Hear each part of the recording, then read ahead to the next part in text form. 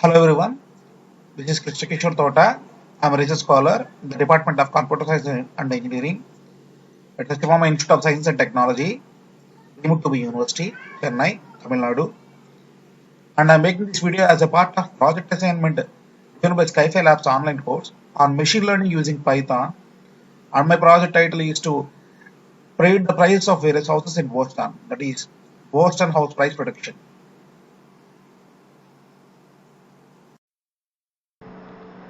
Coming to our project, so here the title of the current Jupyter notebook file is bh_linear regression, that is Boston housing with linear regression. First we need to import all the required libraries. So import NumPy. NumPy is a library that provides supports for large and multidimensional arrays and matrices, along with a large collection of high-level mathematical functions to operate on these arrays. Then Pandas, which is a free software library written for Python programming language, used for data manipulation and analysis. It provides data structures and operations for manipulating numerical tables and time series. Then coming to Matplotlib, this package is used to plot graphs, that is scatter graphs, histograms, bar plots, and all these things. It is a Python's equivalent of MATLAB.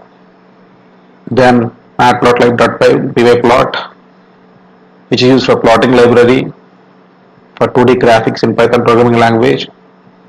It can be used in Python scripts, shell, web application servers, and other graphical user interface toolkits. Coming to the next one, which is a mandatory, sklearn, which is a shortcut for scikit-learn, which is a free machine learning library for Python.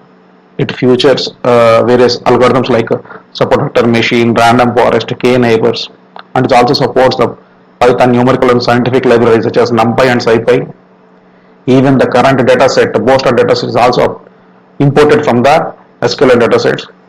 And we also imported the cost function, mean square error function, and also the function train_test_split, which is used for splitting the training data and testing data, and also min-max scalar function, which is used for normalization. And finally moving on to the display module from IPython, which is the public API for displaying tools in IPython. So these are all the required libraries which we need to import. If you observe, we're going to label these libraries with shortcuts such as NP for NumPy, PD for Pandas, MPL for Matplotlib. They are used to avoid the namespace issues.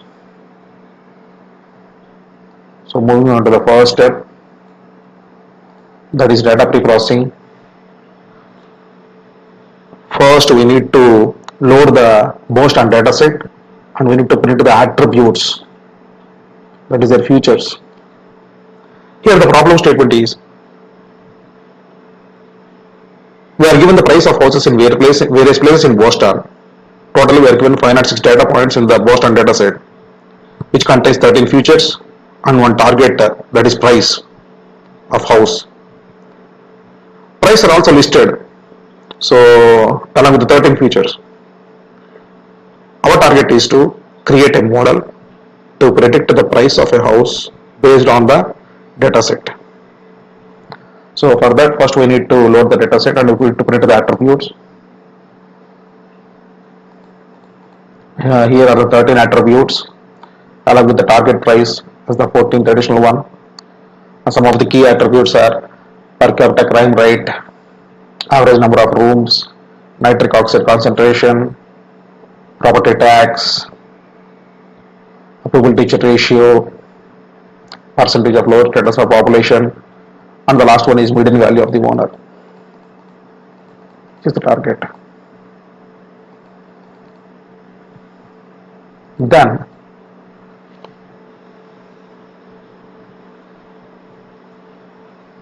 we need to build a data frame whose column specifies the attributes of the Boston dataset. Actually data frame is like MBN vector whose row specifies the data and column specifies the attributes. Here the columns are the attributes, that is features, and name of the data frame is also a feature. So we're going to print the columns in the data frame futures and specifying the data which is inputted from the Boston data set. Here the 13 source attributes are considered in the features data frame. So here observe totally we got 506 rows representing the data points, various places, and 13 columns specifies the source attributes. Even we can access any of the column from this data frame. Here I access the age feature, which displays the age for all the 506 rows. Moving on to the next one, we're going to build one more data frame named as target, whose data is obtained from the Boston data set and whose column names are also target. So here observe, I'm going to print that one. So these are all the target prices of all the 506 data points. Even we can print the minimum and maximum target price value. If you observe, the first target is the data frame object, and within the square brackets, that is the name of the attribute, that is target. So first target is the data frame object, next target is the name of the column.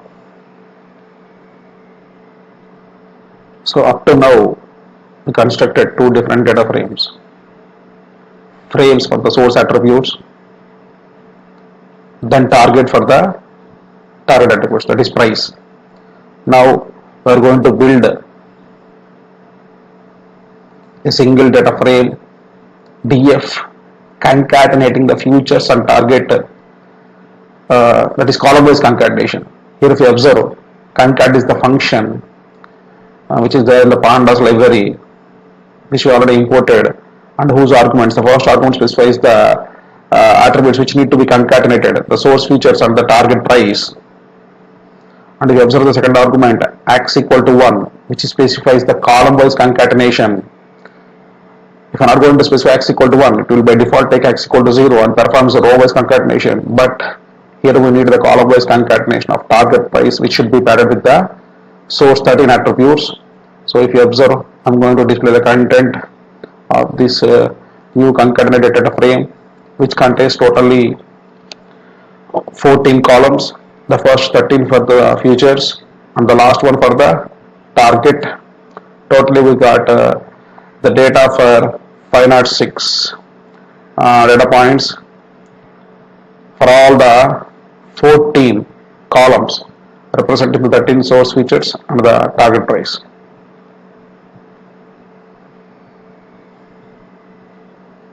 Then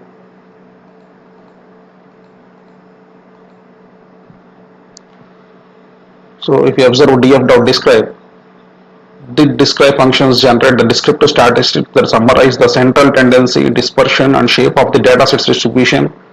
That means it displays some of the central tendency values such as mean, standard deviation, and also count, min, max, some of the percentiles like 25 percentile, 50 percentile, 75% of the group. So this summary is going to be obtained by using this describe function, and each and every value is rounded to the decimals 2. Here I'm going to take the potential value as 2. So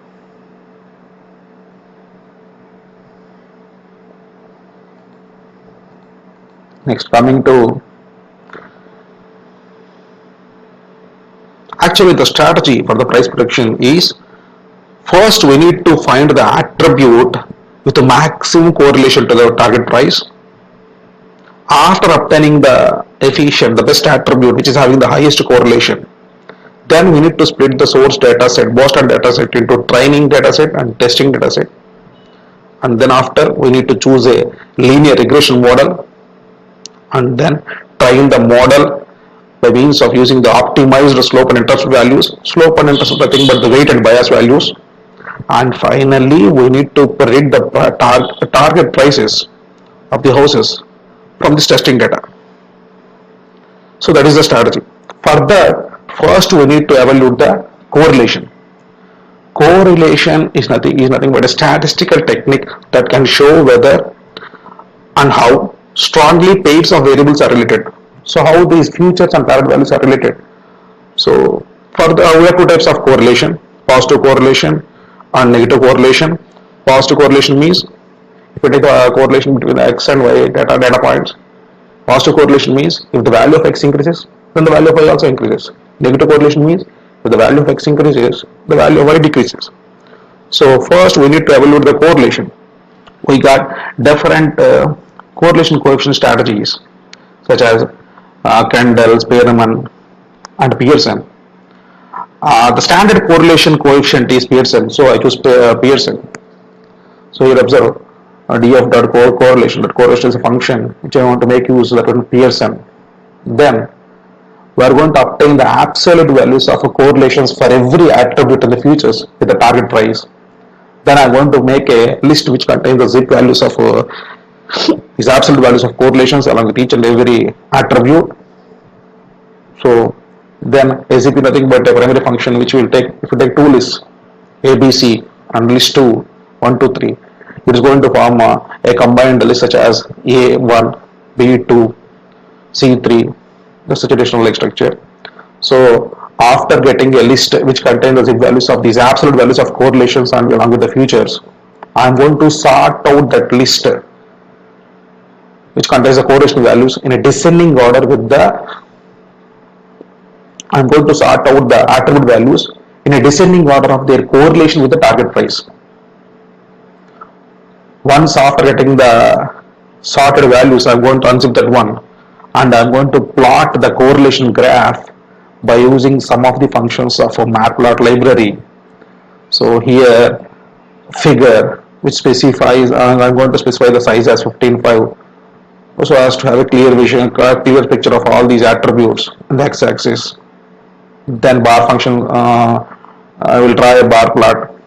Then I am going to label the x-axis and y-axis, and finally I am going to display the bar plot by plot.show. So this is the bar plot. If you observe, the one which is having the highest correlation is LSTAT, that is percentage of lower status of population, and then RM and so on. Why LSTAT is having highest correlation? If the number of people living in a particular area in Boston, if the percentage of lower status of the such population is low, then automatically the price of the house will be low. If the percentage of high status population is high, then we can generally predict that the price of house will be high. And coming to the next one, RM, average number of rooms. If average number of rooms per house in a particular place is high, then automatically target price will be high. So that is a strategy. So this is the descending order of correlations for all the attributes with the target prices. Among these 13 attributes from this plot chart, we need to choose the one which is having the highest correlation. So it is clear that LSTAT is having the highest correlation. So I am going to choose LSTAT for X and the target values for Y. And first we need to normalize the data. Why? Because we are given the data set containing the data item values which is a random or arbitrary values. So we need to normalize them between a fixed value such as between 0 and 1. That can be done by means of min-max caller, which creates an instance for the scaling, and then fit transform will normalize the data. By default it is applicable only to vertical data, so I am going to take the ratio function also. Then after applying the fit transform, I am going to bring back the normal shape by means of a scaling, also apply the scaling. So here the normalization is done for both the futures, that is X and target Y. After normalizing the data, we are ready with the future data item X and target data item Y, which contains the source attributes and the target price. Then we need to split the data set into training data and testing data by means of using this train underscore test underscore split, which can be obtained from that matplot library which you already imported earlier. If you observe the attributes for this function, x, y, and the third argument test underscore size, which specifies that the test data item should be splitted with 20%, that is 0.2. So the source data item x is split into x train 80% and x test 20%, and also the target price is also split into y train and y test 80% 20% respectively. After splitting the data, we need to consider a cost function. Here we want to choose mean square error function. That is a loss function. This loss function, usage of loss function is a method to evaluate how well our model fits to the data set. Actually, the mean square error value is the difference between the predicted and actual value.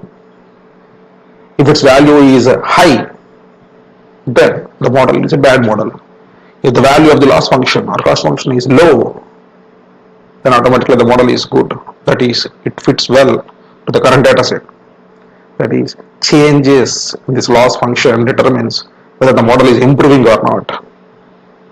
We got various types of loss functions, such as mean square error, mean absolute error, cross entropy loss functions.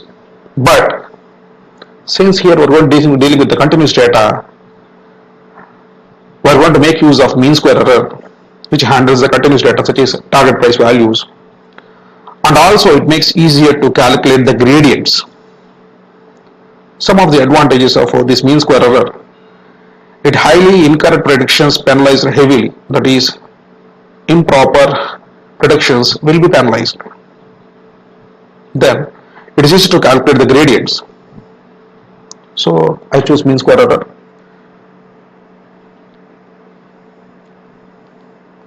For gradient descent, this mean square can be obtained by using three functions: error function, update function, and gradient descent function. Error function will evaluate the error. Update function will modify the values of slope and intercept, that is m and c.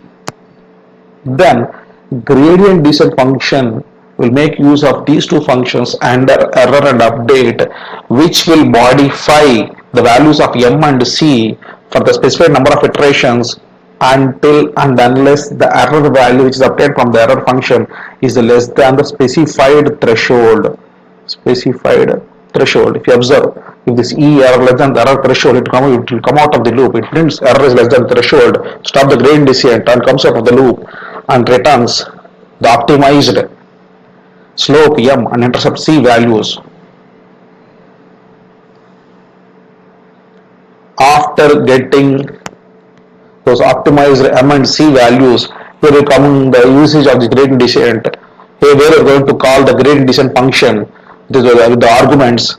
First we are going to initialize the slope with its 0.9 and the intercept c with 0. Learning rate should always have a moderate value in order to avoid the overfit and underfit problem. Then we are going to take the iterations as 250 and the error threshold is 0.001. So by these values, by using these values, initial values, I'm going to call the gradient descent function, which is going to return the optimized m and c values. If you observe in this cell, we use special function percentile time. That is a special function in the Python programming language. Why? Because using the Python programming language to evaluate the time taken for the execution. Why? Because gradient descent always will take some time for execution. The time taken for execution can be obtained by using this percentile time, which can be called as a magic function. Here we got the wall time as 340 milliseconds. After obtaining this optimized slope and intercept values by calling the gradient descent, now we are moving to the plotting of regression curve by using the scatter and plot functions of matplot library. Here it is the training model. So the arguments are xtrain and the predicted values are obtained by using the linear regression formula y equal to mx plus c. This time x is nothing but the xtrain. So m star xtrain plus c. So if you observe, scatter plot is obtained by blue lines and the regression line is obtained by red line, which represents a negative correlation. A negative correlation means as the number of people with lower status are going to increase, automatically the target price will decrease. So there is a negative correlation. Even we can plot the error. Here the x-axis specifies the number of iterations. As the number we go on with the number of iterations, the y-axis error will also decrease. Why? Because the attribute which we selected, LSTAT, is having the highest correlation. So the error will automatically get the least value as we move on to the number of iterations. Then moving on to the visualization of the model. Even we can visualize the regression curve for the training model by using some of the animation functions such as func animation. So which we by using which are there in the HTML, which we imported from the display module of IPython.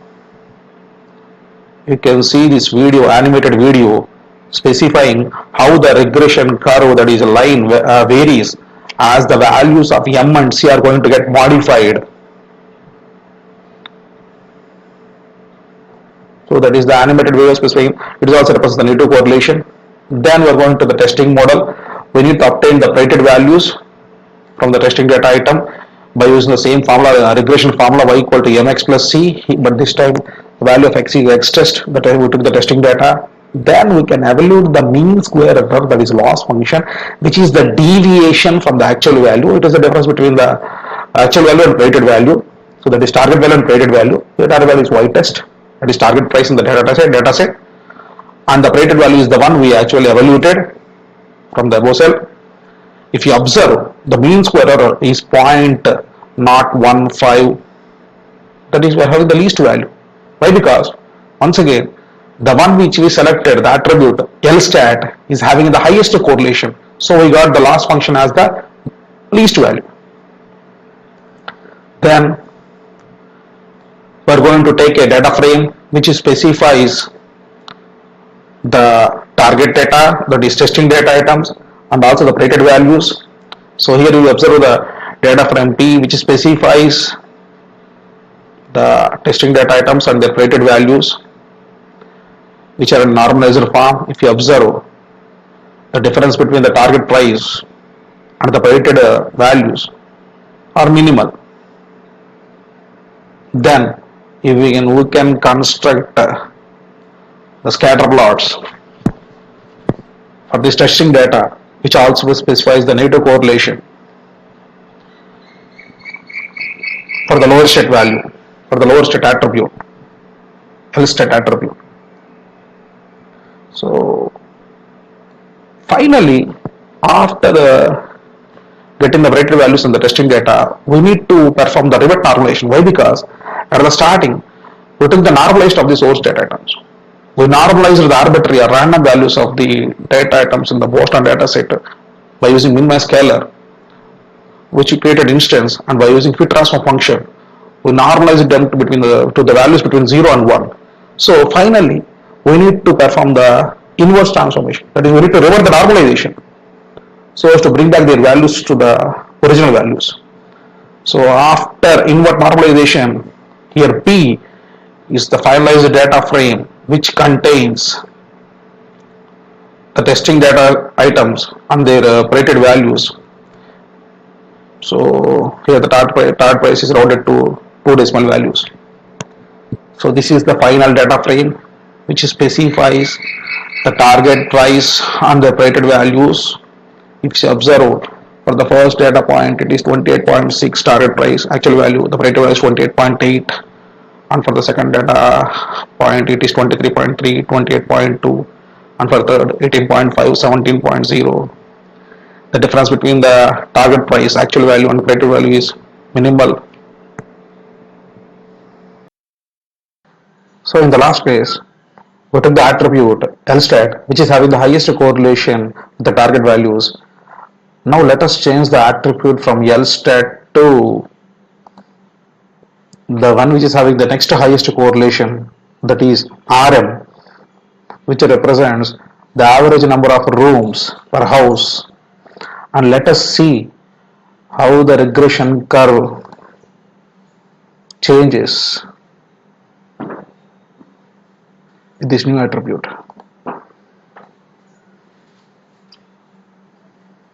Now if you see, the regression curve it is a positive correlation. This regression curve specifies the positive correlation. Why? Because average number of rooms per house, if they increase, then the target price also increases. So it specifies the positive correlation. And if you even observe, error also increases when compared to the former case. And this is the video which specifies the regression curve for the training model, which also represents the positive correlation. And coming to the mean square error, it also rises when compared to the previous case.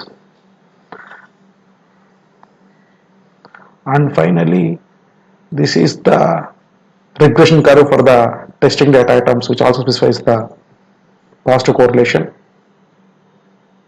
And if you see the data, testing data, the data frame, the finalized data frame, the difference between the y-test and predicted, it is somewhat a major difference between the actual and predicted values if we choose RN when compared to LSTAT.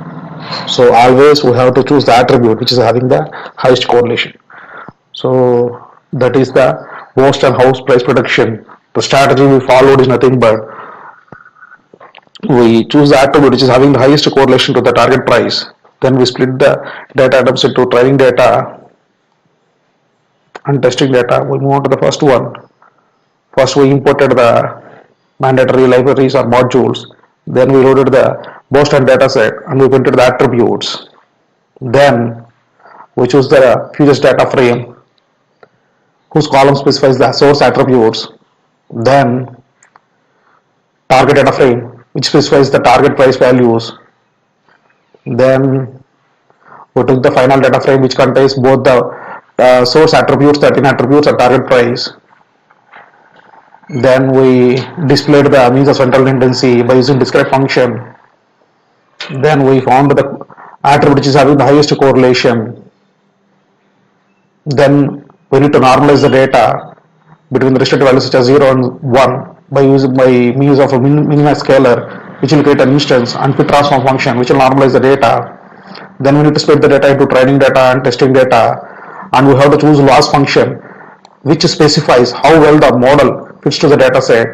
Here we choose the mean square error. Then we use the gradient descent function which will generate the optimizer slope and intercept, that is weighted bias values. Then we took the training model, the regression curve, and finally we took the, so this is the animation video, and finally we took the testing data item, we evaluated the weighted value, and we computed the mean square error between the actual value and predicted value, and we took the finalized. So this is the regression curve for the testing data item, and we performed the inverse transformation to renormalize the data into original values. This is the final data specifying the testing and predicted values. So this is my project, machine learning project for predicting the Boston house prices with a linear regression. And once again, this is for the project assignment for Sky5 Labs online course. Thank you for watching this video.